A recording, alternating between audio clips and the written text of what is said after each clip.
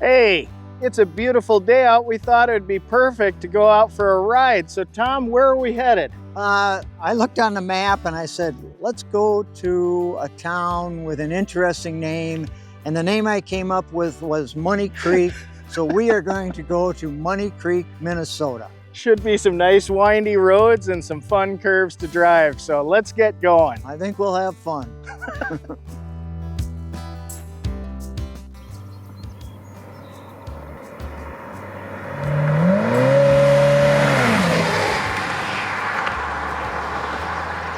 So you are a big Porsche enthusiast. How many Porsches total have you actually owned? Well, I own two. I owned a 356C, a 1964 356C, and I bought that in must have been 72. And then I owned a 1987 924S, and that was in the early 90s for a few years. And then, if you remember when we had the used car lot, we did have that one that we tooled around in a little bit that was probably a mid-70s, late 70s vintage 911S Targa. That was a nice car. I thought that was like a 74, but I could be wrong. Yeah, it probably That was blue, because I remember that. Now, that 928 was an 87? Yes. And that was a year, I think that year was an upgrade for the engine. And so... Well, the 928s were a V8, right? Yeah. And that was a front-mounted engine?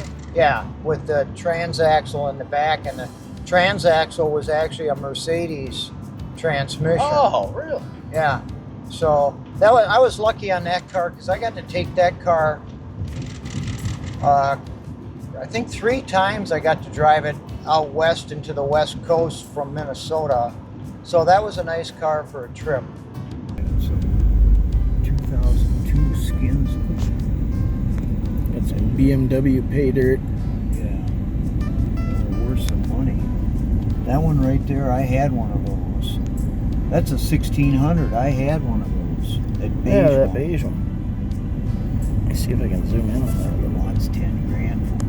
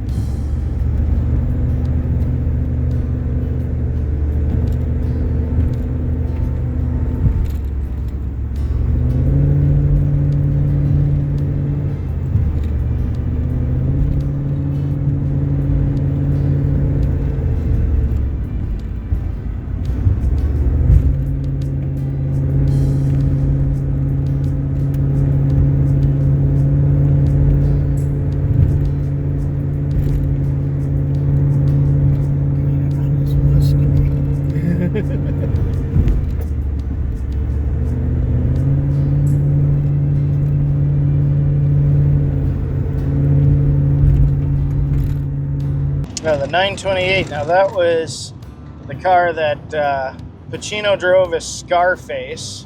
Oh. And that was also the one that was in Risky Business as well with Tom Cruise. Right, yeah. And I believe the 928 is the only Porsche that Jeremy Clarkson from Top Gear actually likes. Oh, really? Yeah, he hates Porsches. Oh. But he had a really great piece on the 928 because his father had fallen ill and his mother called him, and he was in the middle of cooking dinner for himself, and he packed up the dinner and brought it with him to go see his mom, and it was quite a distance away, or I should say his parents, and he brought the dinner for his mom and got a chance to see his dad. And the thing was, he said he made it to his destination so quickly that the food was warm, and he's thoroughly convinced that if he had had any other vehicle, he wouldn't have been able to make it in time to see his father before he passed away. So I'll be darned. yeah, he gave the 928 his highest praise. He said it was all right.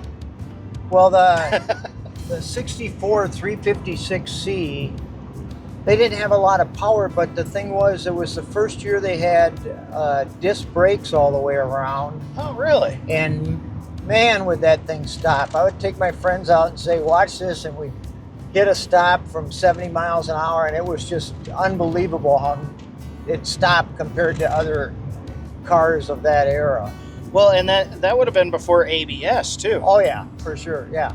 And just, I don't even think the rotors were vented or anything like that. It was pretty simple. But, well, that car, I'll tell you a story about that car. So your mom and I are living in an apartment in Denver, and that's our car. And it needed a clutch. And I didn't have hardly any money. So I had a toolbox. I had a Craftsman steel toolbox. It was just, 2 feet long and like this. And some Powercraft sockets and a few other tools. And I rented a floor jack and got a couple blocks of wood, and I changed the clutch of that Porsche in the parking lot of the apartment complex in like 6 hours. It was unbelievable. Man. So they were pretty easy. You had to pull the engine out to do it. And then your Uncle Dave showed me how I didn't have the pilot shaft to line up the clutch disc, but I used, your Uncle David showed me, I used a 3/8 inch extension, got it all lined up, all bolted right back together, worked like a champ. So you had to drop the engine. What'd you use to lift it? I rented a floor jack. Okay. So you did have to the rental place and rented a floor jack, and then I had a piece of plywood that I put underneath the pan of the engine. Well, it wasn't even really a pan, but the engine on the bottom. I had a piece of plywood about 14 inches by 14 inches, and then jacked it up with that, and slid the jack back, and pulled the engine out, and dropped her down. There you go.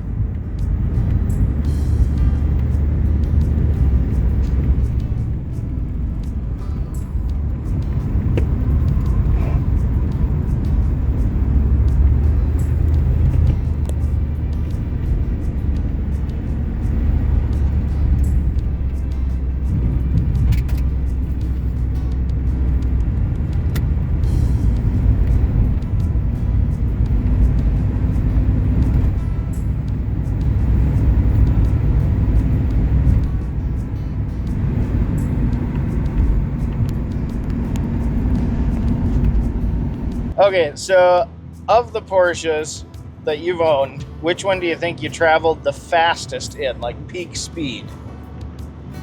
Do I have to confess?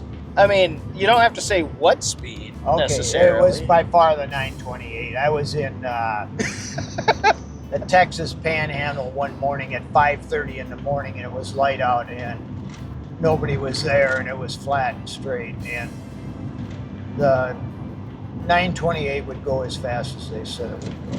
That's all I'm going to say. Yeah. Now, my question is, did the 928 have a limiter, and did you find No. where it was? No. Okay. It did not. It did not have a limiter. So, I found the limiter on this one, and that was very underwhelming. yeah. Well, we'll have to do something about that. Yeah, I don't think that's American in rural America to have a limiter on your car. no, I feel like my rights have been infringed, and we need to do something about this. Well, did I ever tell you about my buddy in Denver? So I moved back from Denver to Minnesota in the 70s, and then my buddy in the 90s got a Firebird, and it was limited to, I thought it was limited to like 130 or something like that. And that was that Gen 4, right? I remember this one. Yeah, newer than this one. Yeah. Yeah. And so he calls me one night from Denver, and so it's in the early 90s, so the OBD2 and stuff, I'm not exactly sure what years that came in, but anyway, it wasn't as common as it is now. And he says, you know, I can get this little computer thingy, and we can hook it up to the car, and we can take the limiter off of that. Can you do that for me when you come out? And I said, sure. And so we did it. It was simple. And it just checked to make sure you had Z-rated tires and a couple other things. And then, so anyway, I didn't hear anything from him. And then about 3 weeks later, I get a phone call late at night. He says, Tom? Yeah? It's Bob. It works. Click. That was it. That was all he said. I would be curious to see what I could actually get this up to. This one, it's electronically limited to 110. Goes a little bit past that before it kicks on, but what happens is you lose all torque and the revs go up real high and you have to really decel it. I think it's about 30 miles down before it'll let you pick back up again, which I thought was weird. I thought if I dropped it to like 100, I'd be able to pick it back up, but if I recall, I had to drop it well under 100 before I started getting any push again. But you were going that fast on a track, right? Yeah, it was closed course, supervised by professionals. We had a safety team nearby. I was wearing a helmet. I don't know if you see this, there are fixture bolts on the back of your chair for a 5-point restraint system, which always gets fitted before I go nuts in this car. Yeah, right. Okay. Had the T-tops on. Were you a used car salesman at one time? You can fit so many extra passengers into one of these babies. This is a fine family car. Why give up your youth? This fine family car. You can get a car seat in the back of one of these. Right. I still remember taking my nephew in this, and it was not long after I had bought the car. But I can't remember where we were going. We were meeting the family for some function, but we were driving north on the highway. And he kind of goes, hey, I wanted to ask you something. And I go, what? And he goes, I found something in the shed. And I'm like, okay, this always starts a good story. Found something in the shed, and Mom said that you would be able to play it. And I was like, okay, what's this? I was thinking like a game because I was working at the video game store or something. No, he had found a Motley Crue tape, little audio tape. Oh. And he remembered that the Firebird had a tape deck. Oh. And it made me feel old as hell because I was like, well, that's a more than fitting tape to throw into this vehicle. Yeah. So he was all excited that we got to listen to Motley Crue and the Firebird off this tape that he found. He was like, that's cool.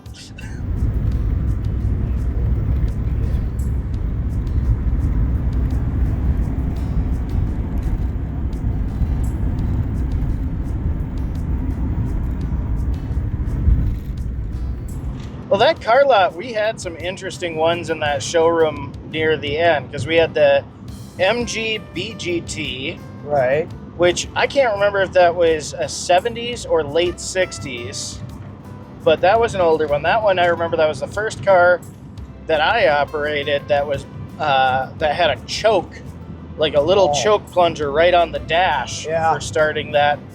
And I remember that one, what was really funny was I got to drive that one the most out of all the classic cars because I had the best luck starting it. Oh, yeah, that was, that had the chrome bumpers on it too. So that was, you know, prior to they put those kind of gaudy bumpers on sometime in the 70s. And that was prior to that. So yeah, that was. It was a good looking car. It actually, because it looked like it did have kind of an ugly back end, but from the side it had a really kind of like fastback profile. But when you looked straight on, the glass was flat. Right. So it wasn't that, you know, attractive there. But the front end, boy, a lot of people, what I think is funny is a lot of people, if they don't really know their British sports cars very much, will confuse an MG with a Porsche off the headlights alone. In fact, so much so, I don't know if you ever saw the Arnold Schwarzenegger movie Commando, but there's a famous scene where he picks up and rolls a yellow Porsche, and halfway through the shot, they change it to an MG. So it's... What? Yeah, halfway through the shot, when he approaches the car to pick it up, it's a Porsche. When it's on its side, it's an MG. But they only show the front headlights to confuse the audience. I always thought that was cool. Huh. But yeah, that MG was cool. I still love that, what was it? We had that 1963 Corvette split window Stingray. Yeah. That was a really nice one. Yeah. And that one just sounded gorgeous. And the interior was perfect on that one.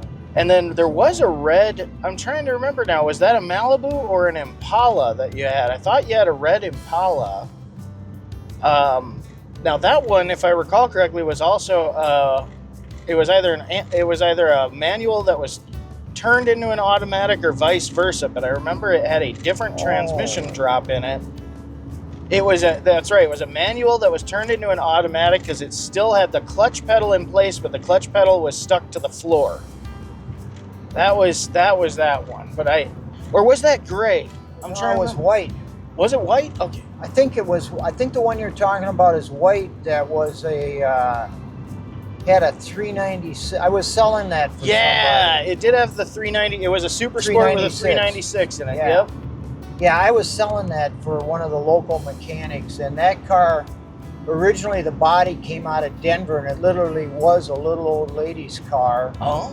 And they bought it because the body was so great, and then they put this hopped up 396 in it, and then they asked me to sell it for them. So and I thought we had a red one of a similar body style too. So maybe that was a Malibu or something. But I could have swore that we had one. Well, we had a red Firebird and we had a red Corvette with white interior. A 90. Oh yeah, I remember that one. There was that yellow Vet that came through that one time with that horrible like Abra paint job.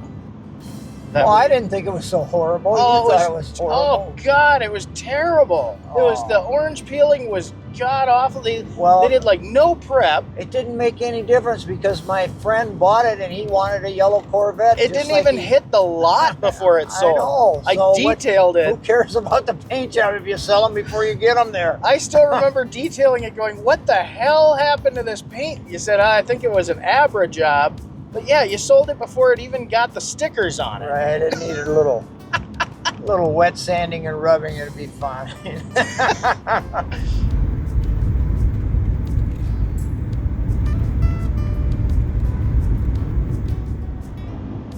Then we had that Harley. I remember we had that blue Harley Davidson, the one motorcycle that you had on consignment. That one, what made me giggle was the summer we had that. So we had the car lot and the small building where the actual sales office was. But after they fixed the family business next door, our sportswear store that burned, into an empty warehouse, we started putting the fancy cars in there under the lights to keep them protected and to show off better. And so, of course, the Harley went into that building, and it was right up by the window, so every Tom, Dick, and Harry in town wanted to sit on it. Right. I remember that was the thing that you were going nuts as a car salesman, was how many times you had to unlock that showroom, bring somebody in for them to sit on it, turn it on, rev it up a few times, and then get off and go, I'll get back to you. Yeah. Well, did you ever actually sell it? I can't remember. Yeah, I did. Okay. I actually did. And the thing was, the guy that bought the yellow Corvette that was his Harley, so I sold that so he could buy the Corvette. And I'm trying to, or it was either his or his son's. Anyway, was in the family, and it was an eye catcher. It was a good looking bike. Yeah, that had some custom work on it.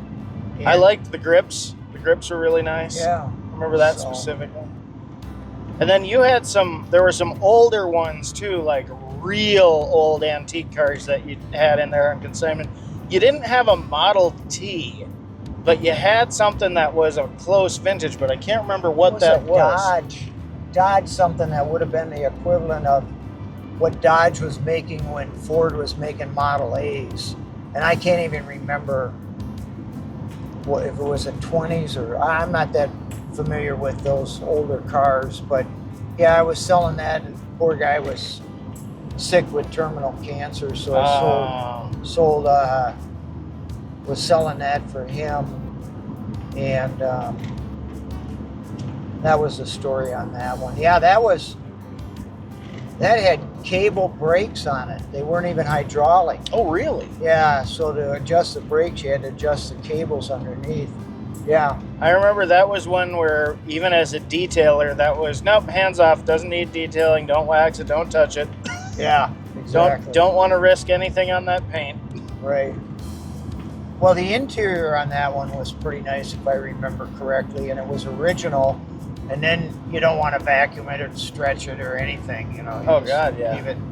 But, yeah, some interesting things come through there. But, you know, we sold, I wouldn't say a lot, but a fair amount of Corvettes through there. But there were days, if I had 3 or 4 Corvettes on the lot, I would keep them inside because people would come by and start talking, and all they wanted to do is talk about the Corvette they had 20 years ago, and they had no intention of buying it. Yeah. You know, and so if it was a day where I really had to get something done, sometimes I never put them outside. I just left them inside. I remember that. Well, it kind of helped too, because having them in the showroom and having restricted access the way that we had it, because considering we had the door locked and you had to unlock it and let somebody in there, there was a little air of exclusivity that I think actually helped move the vehicles that were in there. Right. I think people really felt special when we opened the door to let them in there, and it did add a little bit of a premium feel to those cars. I remember when we first got the showroom back after the building got restored, and we weren't putting anything hyper valuable in, we were just using the space.